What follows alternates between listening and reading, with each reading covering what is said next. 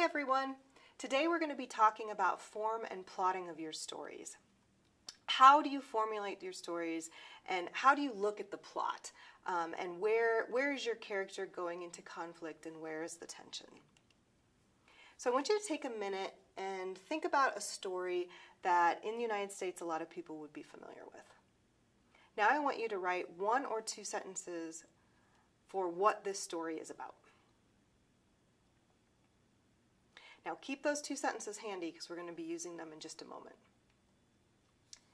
Stories are all about transformation. And thinking about transformation in the story, we're looking at our characters and what makes a character change. Well, they either have to, or things are beginning to go wrong, or they have a problem they have to face, but they just can't.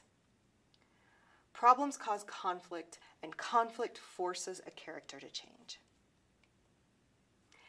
So in looking at the plot is a simplified way of looking at the story. Those couple sentences that you wrote down are most likely a bit of the plot. So it's a summary, it's a very brief definition, a description of what the whole story was about. Even in character-based fiction, we do need to consider plot. You know, Stephen King does say that situation and story come first. We need to consider those first because life is largely plotless. And he does think that plot goes against any type of real creation. But looking at plot and how plot is formulated, it does help you as you create your stories and as you work on writing your fiction pieces. And the best plots are often the external manifestations of an internal problem or an internal issue that the character is having. So think about that as you're writing. Another component in looking at form is also tension. In addition to plot, stories must have tension. In order to have that tension, we have to be able to care about your character. So we ask ourselves, like, what do we know about Keisha that makes us care about her? And there must be something at stake for the character as well. What's at stake for Keisha? What's at stake does not always need to be a life or death situation. Getting a glass of water, depending upon the situation, can be quite daunting and can be quite transformational depending on what all else is going on. However you look at plot, there must be tension and there must be the possibility of transformation. So ways of thinking about plot. Freytag's pyramid, which we're going to talk about in just a moment, is a plot based on rising conflict. And tension comes from characters struggling against each other, struggling against nature, and struggling against themselves internally.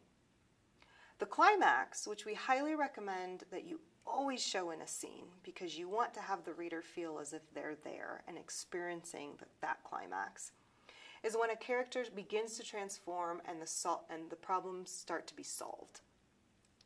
The final resolution of the intricacies of the plot are sometimes called denouement, is an unknitting of the story that has happened up until this point. So you begin to unknit what has already been there and begin to reveal. So let's take a look at Freytag's pyramid in regard to a very popular story in the United States, which is that of Cinderella. If we're looking at rising conflict, we know that there is tension between Cinderella and her stepmother. So what begins to happen to cause conflict? Well, she gets an invitation to the ball, and then she's told by the stepmother that you can't go. And then she meets the fairy godmother, and then she has to be home by midnight. And then the prince falls in love with Cinderella.